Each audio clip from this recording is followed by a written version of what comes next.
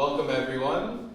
On behalf of the Armenian Revolutionary Federation Zavaran Gomidez Education Committee, we welcome you tonight to another installment of our community education series. Tonight's topic is American support for the Armenian cause, presented by Raffi Hamparian. Before we begin the evening's program, we will be enjoying a brief musical program by Alan Dishigrikyan, who will play the following songs: Capriccio by Arno Babajanyan, and Prelude number 19 in G sharp minor by Edward Abrahamian.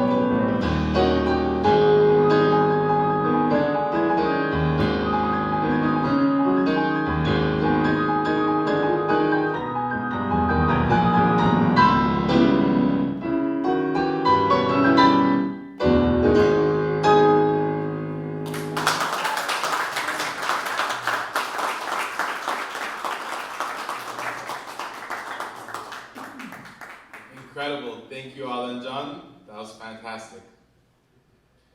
Since the creation of the American Committee for the Independence of Armenia in the 1920s by Vahan Kardashian, prominent American organizations have worked to advance the cause of freedom and liberty for the Armenian nation. This presentation will provide a broad overview of American institutions and prominent individuals who are working today in tandem with the ANCA to advocate for Armenia and Artsakh. In his remarks, Raffi Hamparian will address how American organizations provide a powerful force to counter efforts by other lobbies to weaken and break the ANCA's leadership as it relates to advancing the Armenian cause. Again, Raffi is someone that I've looked up to since I was a young Badani and AYFer, and it's certainly an honor to introduce him tonight. Raffi Hamparian served as the national chairman of the Armenian National Committee of America. He is currently the chair of the ANCA Endowment Fund. Born in New York City and raised in New Jersey, Hamparian is a graduate of Rutgers University, where he also earned a master's degree in international relations.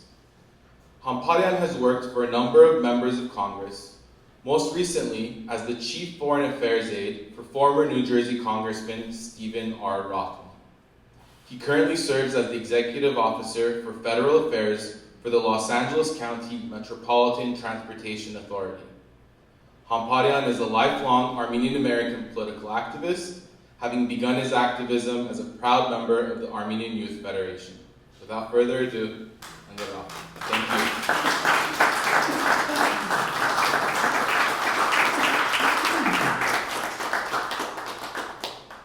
Thank you very much. Great to be with everyone today.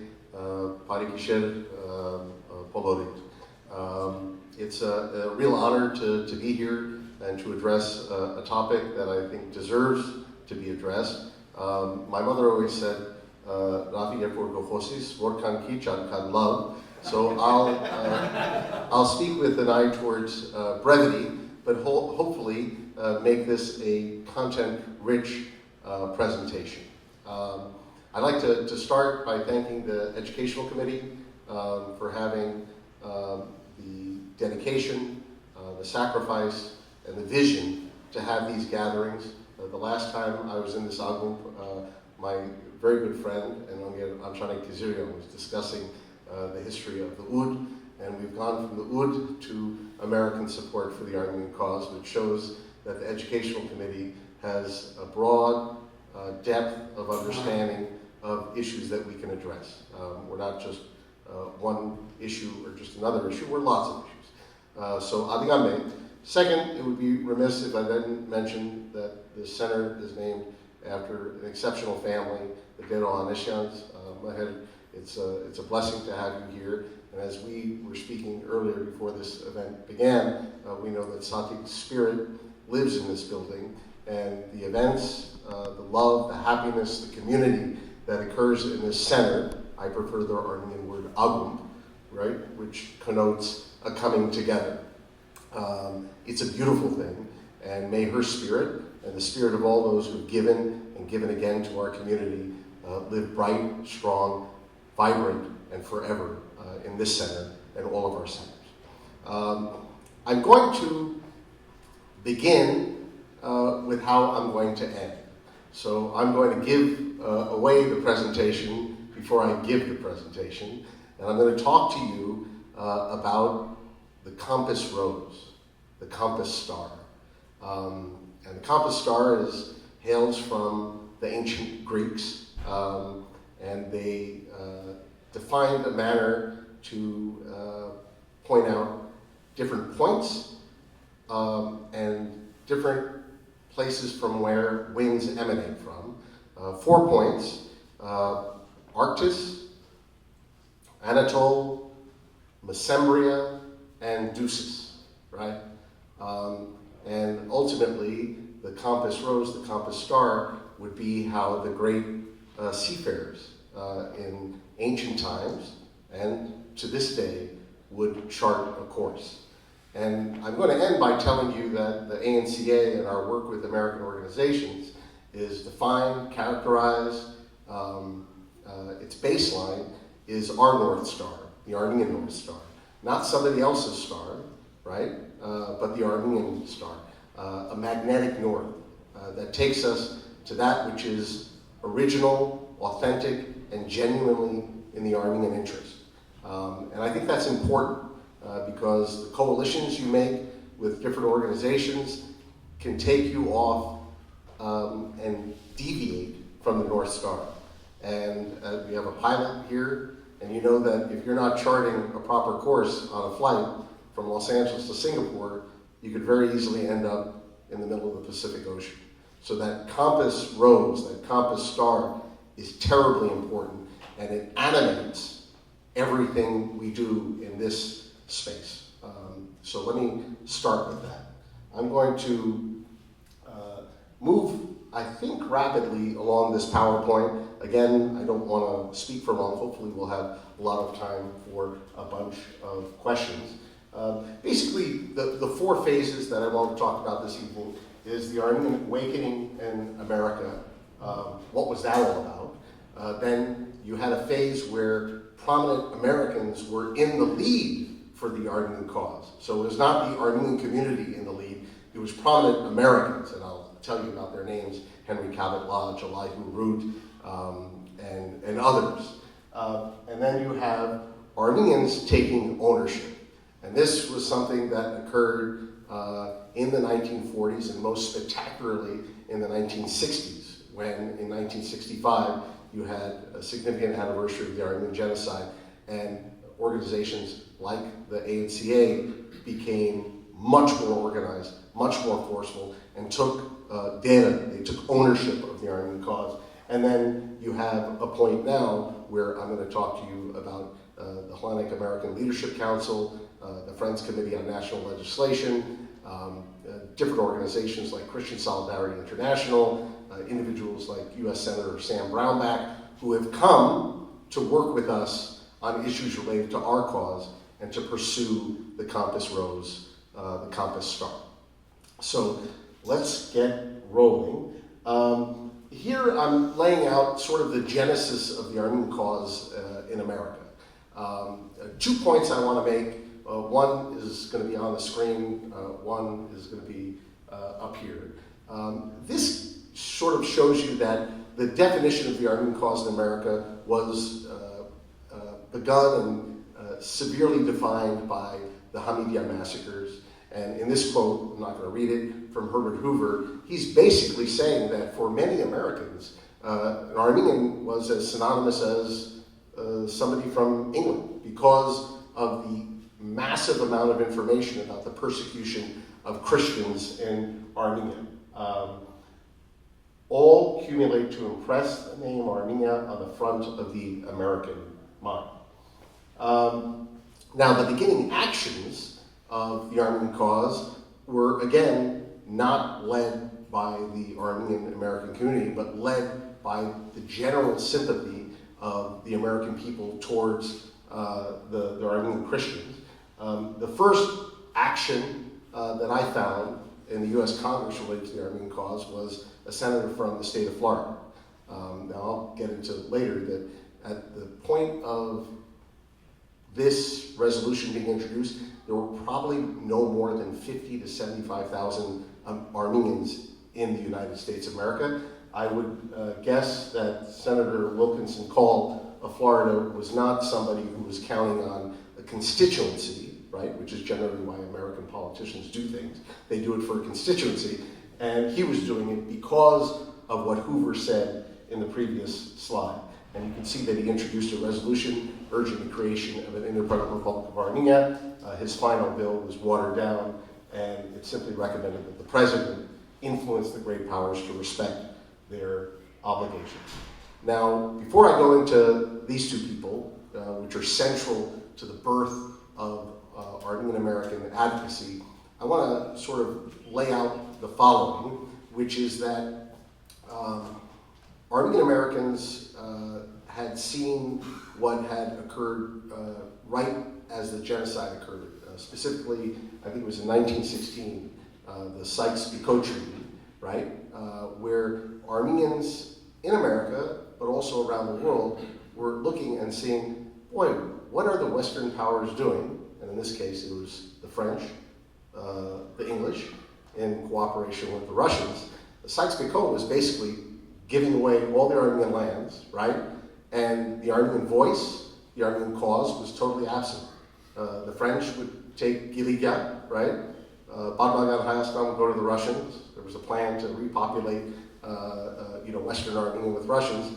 And a lot of, specifically for our purposes, a lot of Armenian Americans were like, wait a minute, where's our place at the table? And there's the old political saying that if you're not at the table, you're on the menu, right? And so these two individuals saw that, and the individual you see here is Vahan Kardashian, and he was born in Gesaria, I think in 1893. He came to the United States in 1902. Within just a couple of years, he got married to a very wealthy American heiress, and by 1916, he had secured a law degree from Yale University. And he was somebody who had the vision of taking that 100,000 Armenian Americans, right, and understanding that he could rally an American elite to the Armenian cause. That was revolutionary. What Vahan Kardashian did was revolutionary. And he was joined in that revolutionary activity by an organization. It's a bit of a messy story, and I don't think I could probably spend about half an hour telling you how messy it is and the organizations. I'll give you like a brief summary of it, but he was joined by organizations ultimately like the Armenian Revolutionary Federation, right? Which at the time, just before the genocide, was understanding the power, the strength, the vibrancy of energizing the Armenian diaspora, which is why, for example, Simon Vracian in 1911 was brought to the United States to energize the Heidelberg newspaper. And Simon Vracian was basically the editor from 1911 to 1914. So as the genocide was playing out, the Armenian American community went into, understandably, great despair. The community was confused, they were fractured, and what occurred in 1917, but an organization was given birth to known as the Armenian National Union of America. And that brought together the traditional Armenian parties, different Armenian voices, and that went on for about a year. As the organizations were working together, you had a lot of disputes, which is something that occurs, and by around 1918, the early part of 1918, the Armenian National Union was splitting apart. What it was trying to do in that initial year was to create the environment for America to accept a mandate for Armenia and have it accepted as an independent state. Ironically, and this is where there's just so much information that informs our relationship with American popular society and American organizations that we should understand, and why I've reached back to that compass rose, that compass star so many times, because you can easily, and I don't know, Captain, I don't know if this occurs over the Bermuda Triangle, but your compass could get really screwed up sometimes, and you could start deviating from the magnetic north, and you could end up in a place you really don't want to be. So, for example, in 1917, as the Armenian National Union of America was working for this mandate for Armenia, working for this ideal of an independent Armenian state, who was opposing the ANUA in America? It was Protestant missionaries. The Protestant missionaries were lobbying the White House, lobbying Congress against this because they thought that they were so vested in their missionary activities across Anatolia that an independent Armenian state would jeopardize their properties and their missionaries across Anatolia, which is ironic. So as the ANUA was falling apart, in came something known as the Armenian Press Union, and Kardashian was leading that, and then he met this person right here. And for those of you like William Bayramian, who are students of history, you'll know that person as Armenian, aka Karikin Pashtumajan, famous for the organization in 1896 of Bank Ottoman. Pashtumajan is Armenia's first ambassador, and as the ANUA is falling apart, as this Armenian press union is like this little lifeboat that is coming out of the failure of the ANUA, in comes Armen Garo and encourages the creation of, in 1918, the American Committee for the Independence of Armenia. And I think it's notable because that's really the birthplace of what would ultimately become the ANCA, the ACIA. The ACIA, could give a separate lecture on the ACIA. Long story short, it works to seek to get a mandate over Armenia. That ultimately does not succeed. But what I do want to do is share that what the ACIA did. And I think this is notable because I'm not sure we've replicated this again, and I'm not sure we need to replicate this again, because it's very complicated. Keep in mind, in your mind, Midget Bahe, when I told you that when we're seeking in 1917-18 a mandate over Armenia, it is Protestant missionaries using their political clout to lobby against the creation of Armenia. So here you have Henry Cabot Lodge. Henry Cabot Lodge is a prominent historian, lawyer, a statesman from Massachusetts. It doesn't make any sense to say this now, but he was from the Commonwealth of Massachusetts. He was a Republican senator, right, which doesn't seem to make any sense now, and he was most prominently a close friend of Theodore Roosevelt. I think he had 4 degrees from Harvard University, and for our purposes, he was chosen as the leader of the American Committee for the Independence of Armenia because he was the chairman of the Senate Foreign Relations Committee, that body through which a mandate over Armenia would have to ride. So to Von Kardashian's credit, he brings Henry Cabot Lodge in, and he also brings in American philanthropist Cleveland Dodge, right? Right there.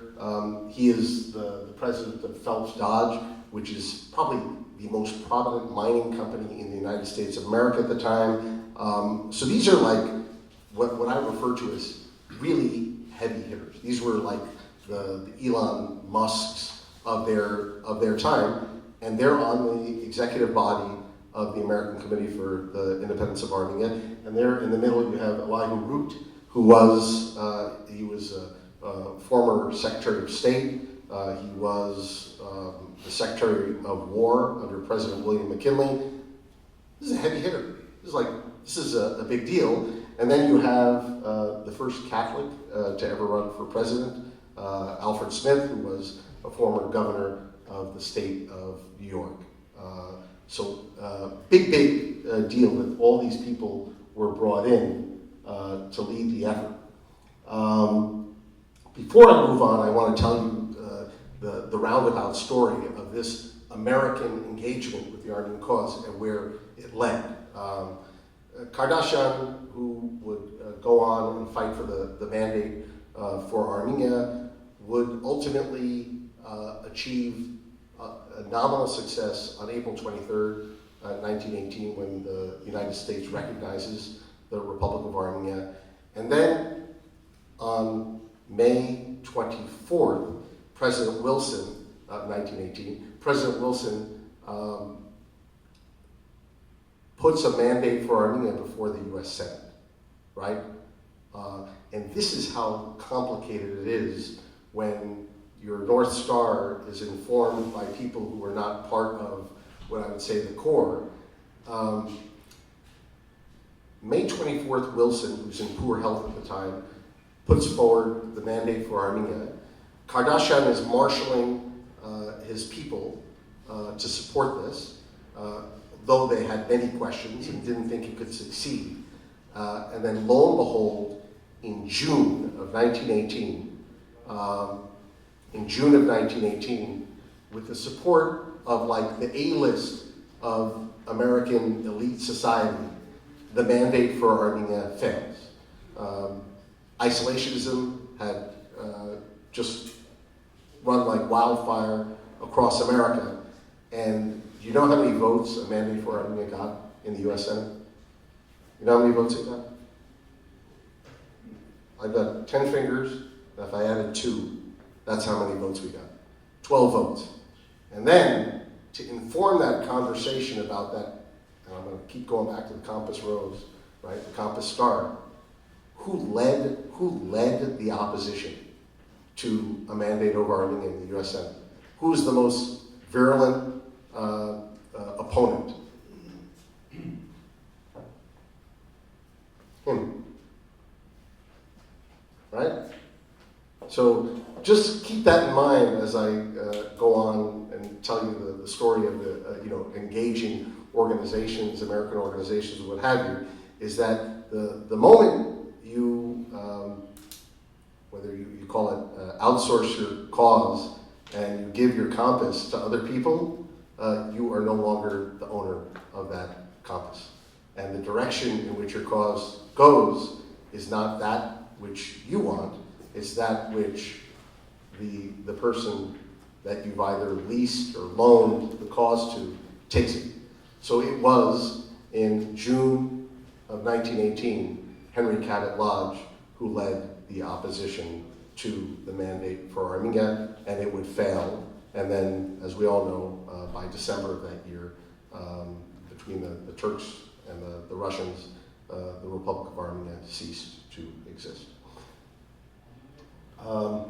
Here, I wanted to jump into the 1940s. The Cold War is beginning. In the 1960s, as I discussed, there's invigoration, 50th anniversary of the Armenian genocide.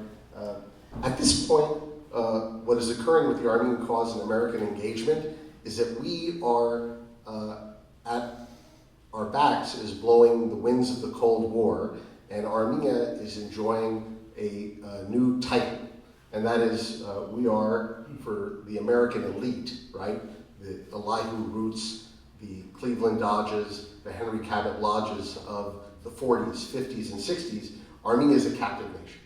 So we are like a darling of the American elite because they can look at Armenia and say, captive nation, we want to support them because they're behind the Iron Curtain. And that really informs a lot of our community working with American institutions like the Department of State, like what would be the Department of War, then turning into the Pentagon, supporting overt and sometimes covert activities with respect to Armenia. And this I wanted to show because I think it's indicative that the American winds that were blowing with respect to the Armenian cause in the Cold War were not insignificant. They were not insignificant. There were laws passed during the Eisenhower administration. There were captive nations weeks that were held across the United States, and Armenia was always prominently featured. So enlisting American support for the Armenian cause was, I'd say, convenient for the American government and convenient for American institutions. Now Armenian Americans taking ownership of the cause, and this is the real birth of the ANCA in the 60s and 70s, and this is what I would say when we became the owners of the cause. Whereas before we were sort of leasing it out to different people, lacking the confidence, thinking that we could be the drivers of the process. I think the ANC and the ARF at its back was pushing this idea that it's our cause to lead. And then the ANC grew its presence in Washington, D.C. And then you move into an era, and this is where I want to sort of get into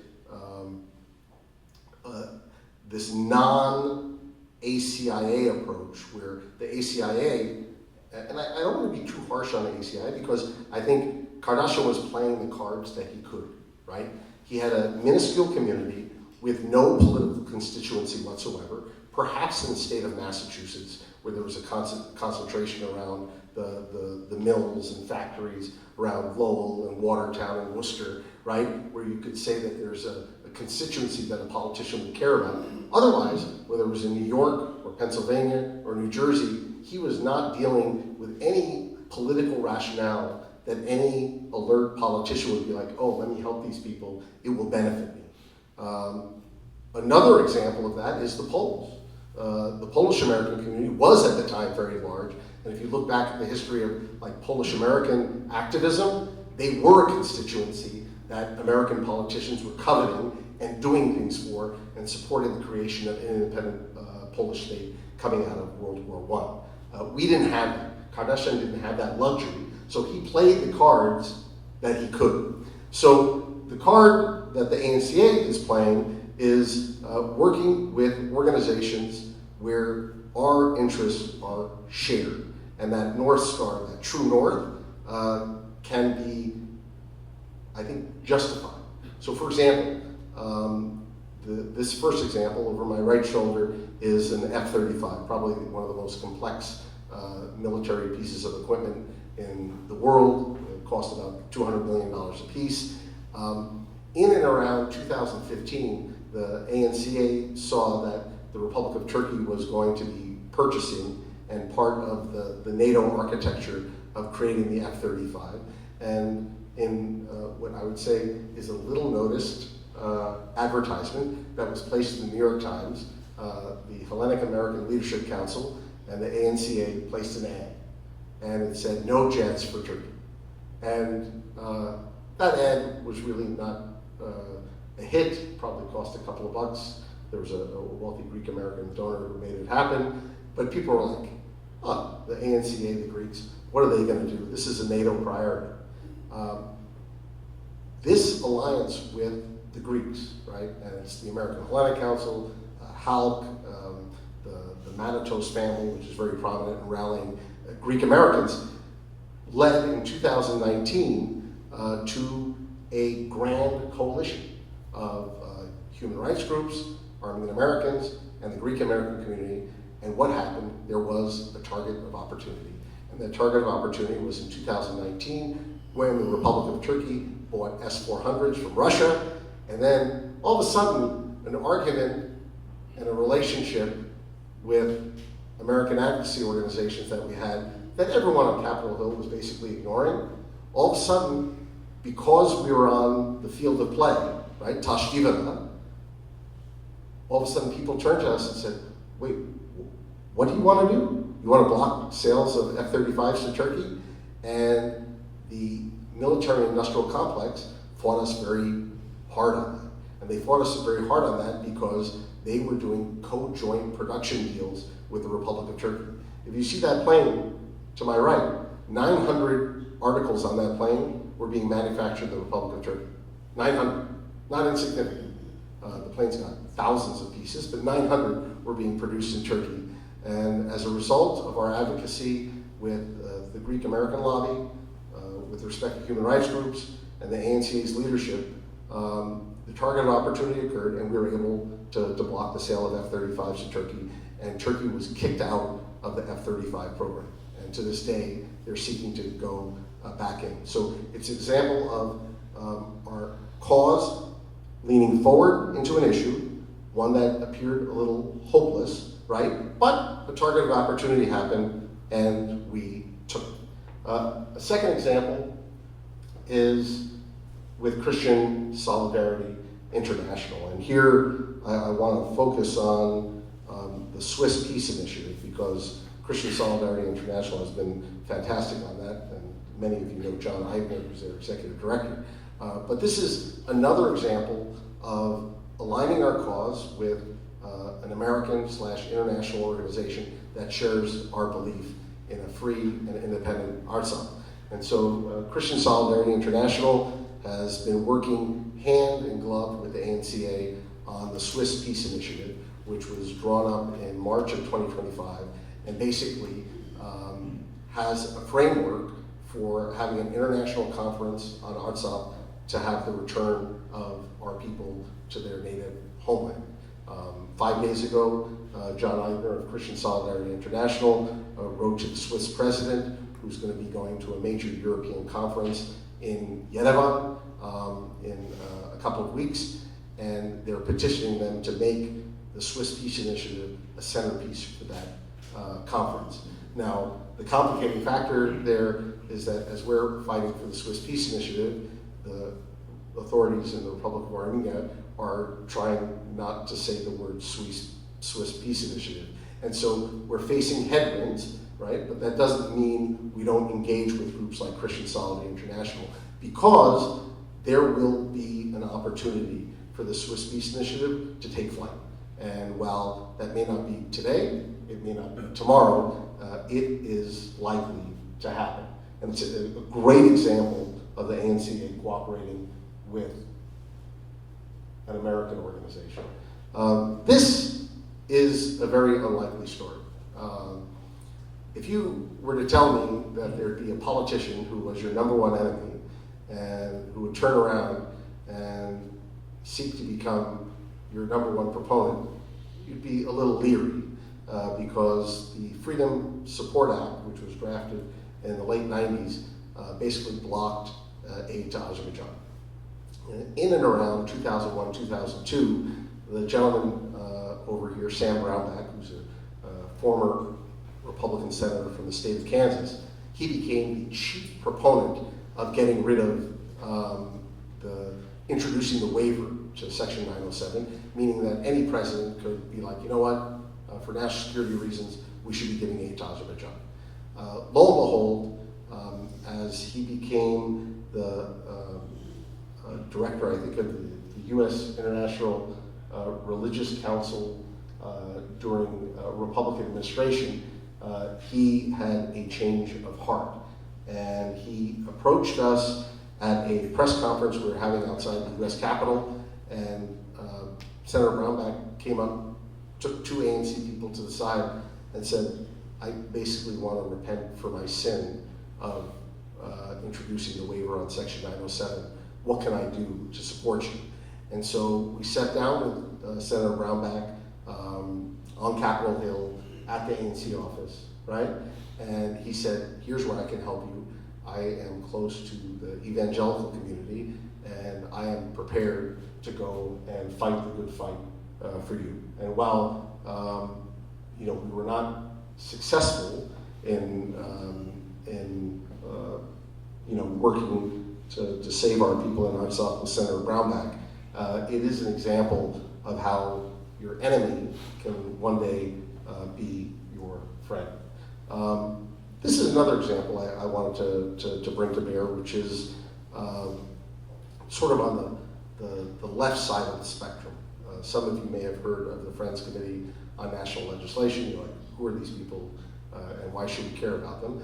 The Friends Committee is born of the Quaker movement, a movement that harkens back to the earliest eras of America's creation, people who were facing religious persecution in England, and they created this organization to fight for human rights. And while there's different organizations like In Defense of Christians, who are sort of from the right side of things, the Friends Committee is on the left side of things. And what they have done, and why I wanted to talk about it this evening, is they are a convening organization. There is a community of progressives across the United States who convene around the Friends Committee for National Legislation. And they have worked tirelessly to rally the left in America to the cause of Armenia and Artsakh. And on the other side, we have groups like, for example, In Defense of Christians, which is a very conservative organization that has done the same. And this is where you've heard this, maybe under Rosman you've heard this, where we say that there's the DNC and the RNC, and then there's the ANC. And so while we work with Democrats and we work with Republicans, the ANC's role is to follow the compass rose, the compass star, and not to follow anything else. This is an example, and this, I think, we live in a highly partisan environment where people, I think, take politics personally, which they should, but also the intensity of it is probably not what Seven and Mano were experiencing in the 1970s in America, where Armenians, yes, were engaged in politics, but they didn't view their Republican identification or their Democratic identification above their Armenian identification. And so the trickiest part of engaging with American organizations is that when you have Armenian Americans who are very partisan politically, they'll look at this and they'll be like, good Lord, the ANCA is working with, you want to get a conservative blood pressure going. You look at Code Pink, you look at Dawn, you look at some of these organizations, and you're going to have to put a blood pressure device on, because these folks are just going to be very, very upset.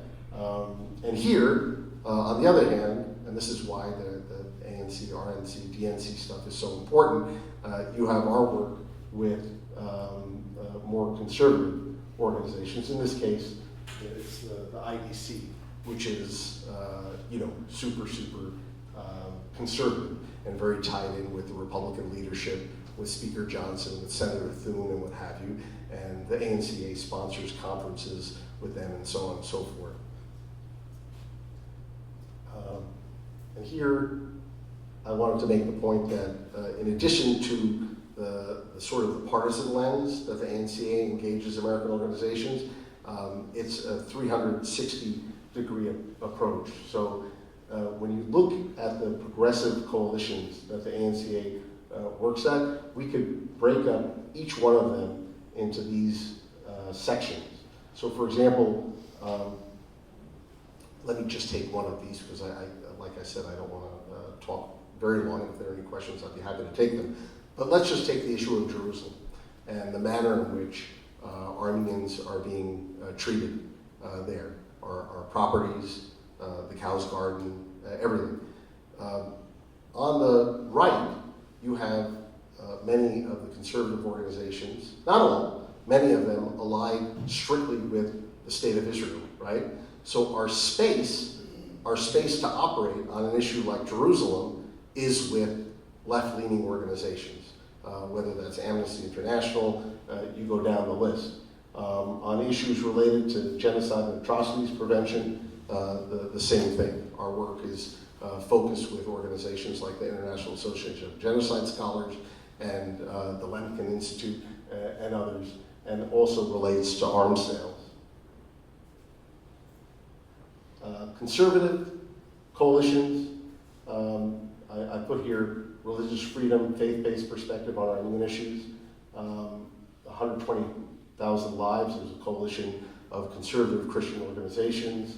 USERP, that's what Senator Brownback was the director of that. He was appointed by that during the first Trump administration. And then examples of conservatives that have lent their support to the Armenian cause, including Ron DeSantis when he was running for president, Vivek Ramaswamy, who was running for president, is now running for governor in the state of Ohio. And I think the last point, which I wanted to make, is that our relationship with American conservative organizations really does offset the demographic reality of the Armenian American community. If I had a map up on the screen and showed you the density of Armenian Americans, that density would be in urban areas, right, and in blue states, right? So the natural constituency of the Armenian American voter, citizen, is in blue New York, blue Boston, blue Philadelphia, blue New Jersey, blue Los Angeles, blue San Francisco, and you go down the list. You've got some anomalies, like for example, Nevada is purple, right? And you've got a community in Florida, but by and large, about 90% of the Armenian community is located in constituencies that are represented by Democrats, oftentimes liberal, urban politicians. So the importance of the engagement with conservative coalitions, including the IDC and others, is that it offsets this what I would say, not insignificant, but dramatic imbalance of political power and outreach. And that's important. There you go. I want to end here and basically, talk about the lessons that have been learned over the years from the days of Vahan Kardashian and Karakin Pashturmajan to the days of the nascent Armenian advocacy led by individuals like Jimmy Tashjan, who in the 1950s was one of the key architects of the Armenian cause, working out of the Heidelberg building, to Leo Sarkisian, to the common era, and I know you're nodding because Leo Sarkisian was such a remarkable individual, to the common era, and that is that coalition building is a necessary aspect of the Armenian cause. But I hope I've laid out both a promising and cautionary tale. As I spoke to Angervahe about this presentation, the Henry Cabot Lodge story really stuck with me. And it reminded me that outsourcing the Armenian cause can be convenient, and it can make us feel good that, for example, this prominent person or this prominent institution is supporting us. But I've come to the conclusion that that involves a calculated risk, and sometimes that risk is worth it, and sometimes it's not. But it's the classic adage, if you've ever been in an environment where there's a microphone and you've been in a public space, what is the rule number one when you have the microphone? Okay, go ahead. The rule number one when you have the microphone? Don't give it away. Don't give it away. So that, I think, is a lesson that we should reflect on, ponder, and consider, number one. Number two is the question of being at the table at the highest levels of American politics, and whether the calculation you make to get a seat at the table is worth that which you sacrifice to sit at the table. And these are things that we have to weigh very carefully, because if the price that Vahan Kardashian had to play with the cards that he was dealt was to give the keys to the cause to Elihu Root, to Dodge, to Alfred Smith, to Henry Cabot Lodge, and it ultimately took the cause and veered off in an unsuccessful way. We have to consider, for us, if the cost today for a coalition with American institutions is, for example, a diminishment of our aspirations, right? So if the cost of a coalition building with a prominent American organization is to cede our rights for Artsakh, is that engagement worthwhile? Is it a Faustian bargain, right?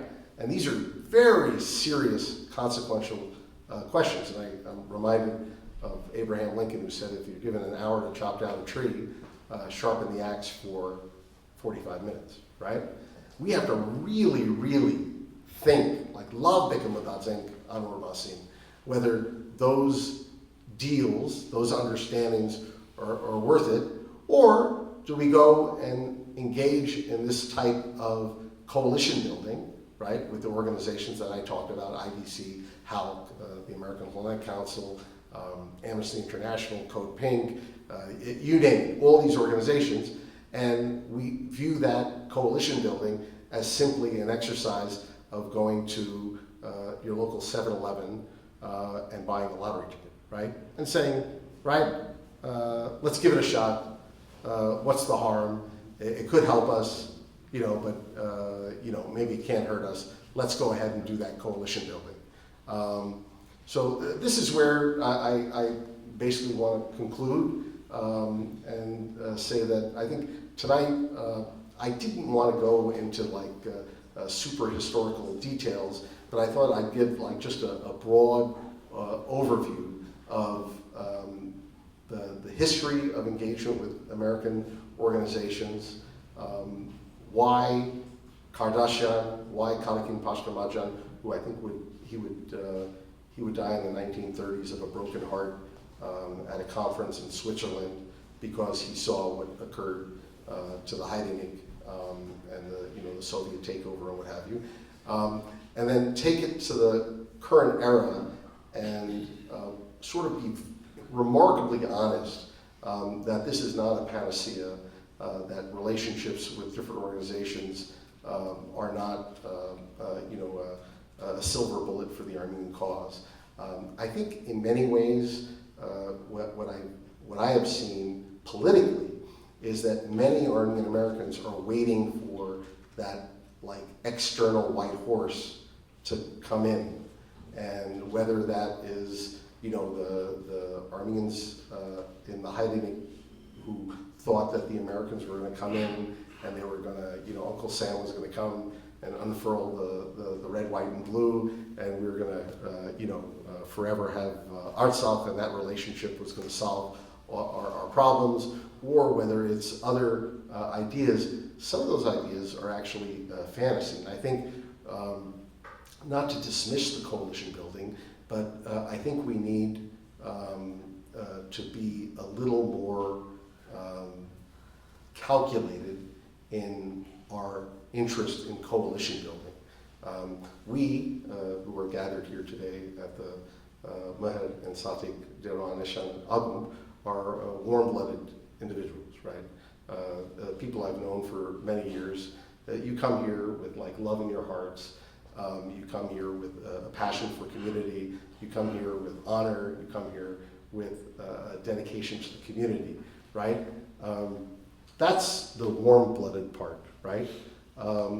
Politics is a sport, an activity that is cold-blooded in nature, right?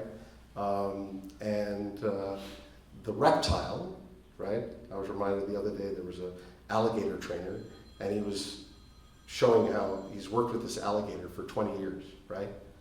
And he looked at the camera, and he said, folks, I've worked with this alligator for 20 years. He goes, if for 2 seconds I turn my back, this alligator has known me for 20 years. If for 2 seconds I turn my back, this alligator will eat me, right? And I think as a community, as an organization, as owners of a righteous cause, we have to sort of calculate with that thought in mind, that we're in a reptilian sport, which is cold and calculating, and we have to follow the compass rose and the compass star. And with that, I would just say, thank you for your forbearance, thank you for your patience. Hopefully, you'll have some questions for me. The tougher the question, the better. And I'm just grateful to the Educational Committee for the invitation. And if I can shed any further light, happy to do it. And grateful for the opportunity to be with you this evening. Thank you.